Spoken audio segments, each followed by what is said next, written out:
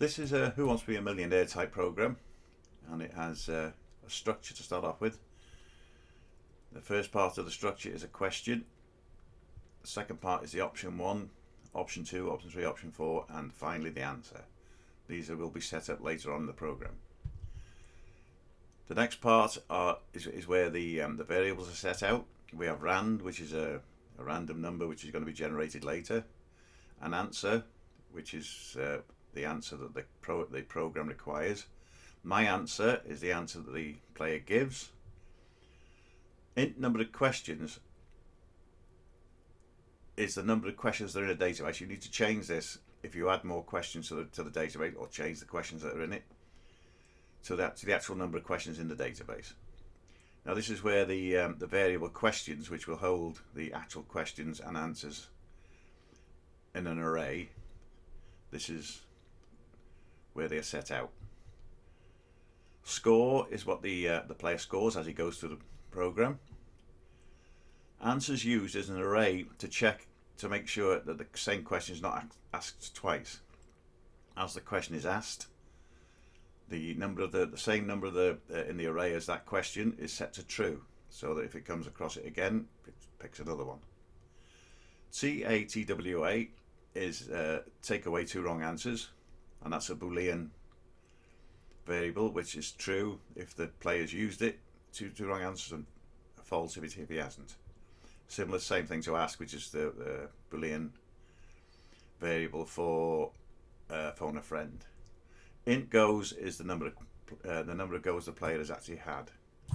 This is where the questions are laid out, and if you can see from this here, this part tells you what goes on.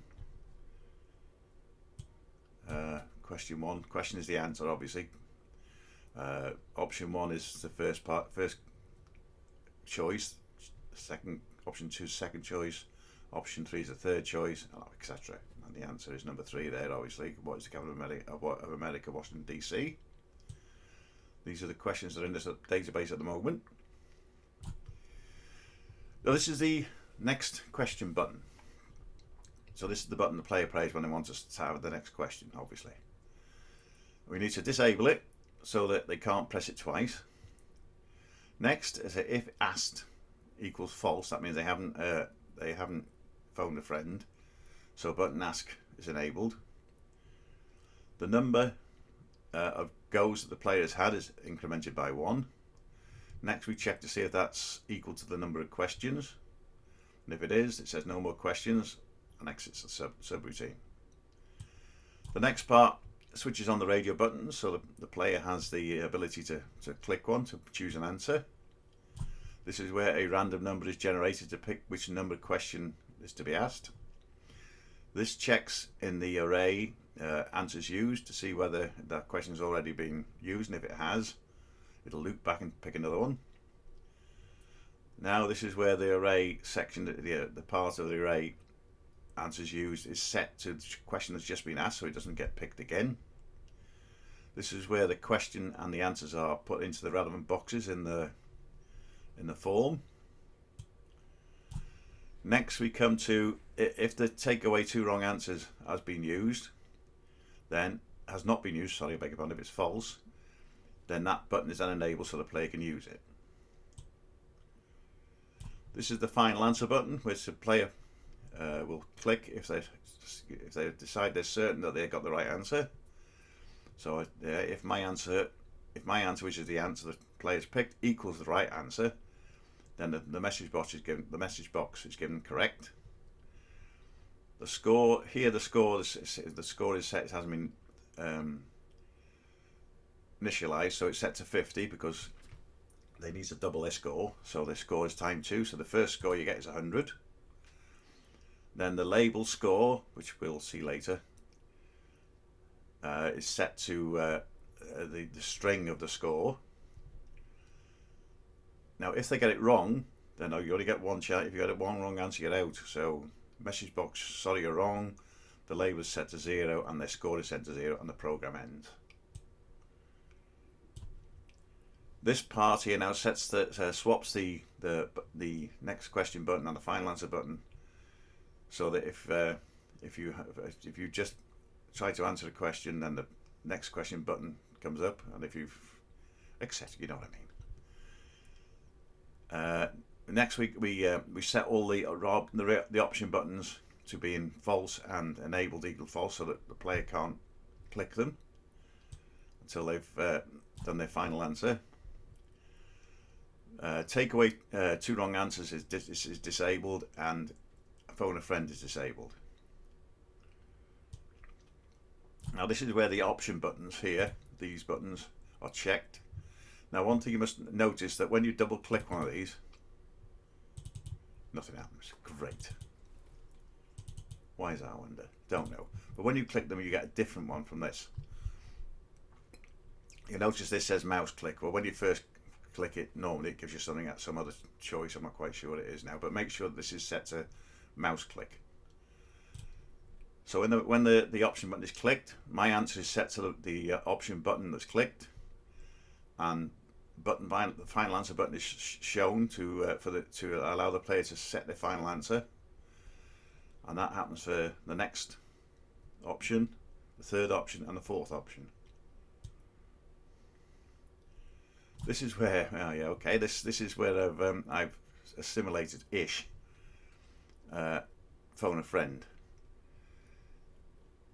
The recommendation is the question that the program is going to give, and this is a second random number variable, and x is a loop variable. Now x is going to go through this loop, and rand is going to be set to a random number between 1 and 100.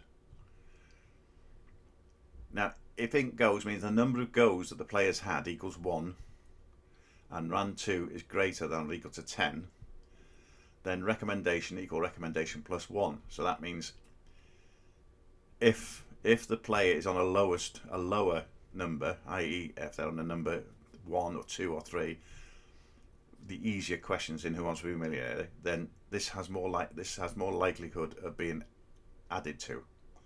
And the higher the number, the more chance you have of the computer giving you the right answer.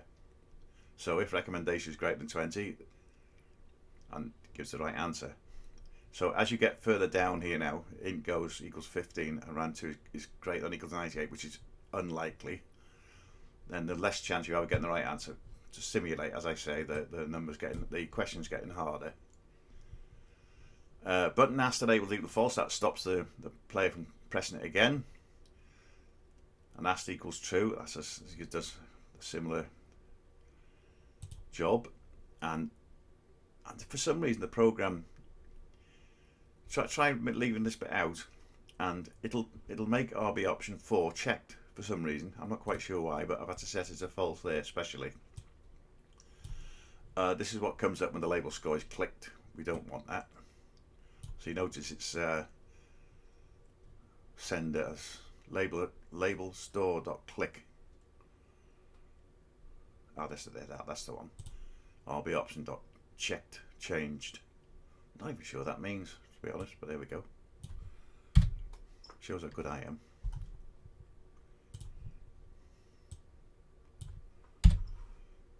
Go away. Right, next part is take away 2 wrong answers. Now the first part of this, we have 2 variables, wrong answer 1 and wrong answer 2. Now we're going to go through a loop and set wrong answer between 1 and 4. If the wrong answer it picks is equal to the answer, then that's no good, because we don't want to remove the right answer. So it'll loop through until it picks one that's the wrong answer. Next we need wrong answer 2. Now this is slightly different now because we've already picked one, so you have to check for that one as well. So again, it picks a number between 1 and 4, and this time it checks to see whether it's equal to wrong answer number 1 or the answer. So if while wrong answer equals the answer, or wrong answer equals the first wrong answer 2 equals wrong answer 1, then it loops. Now we need to check, we have to actually disable the wrong answers. So if wrong answer equals 1 or wrong answer 2 equals 1, then that's set to 0. That's set to not be enabled. same with the option 2, option 3 and option 4. And there the button take away 2 wrong answers is set to false, and the variable which checks to see if it's been used is also set to true, so the player can't click it twice. Next we need to lay out the form. Perhaps I should have done this before, but better late than never. This is the question box, so this would be where the actual question is displayed. That is called label question. Then we have label 1, which has no program in it, so it has no reality. It's called label 1. That also has no programming, so it's just called label 2. This is label score. This is where obviously where the players' winnings go. These are the 4 option buttons. So it's RB option 1, RB option 2, RB option 3, RB option 4. These are again just 4 labels which give us a numeric identification of which option we're choosing. Then we have the final answer button, which is button final answer, and this is button next question. These 2 buttons down here speak for themselves. This is button ask, and this one is button take away 2 wrong answers. I think that's everything. That's right, let's run the program and see what happens.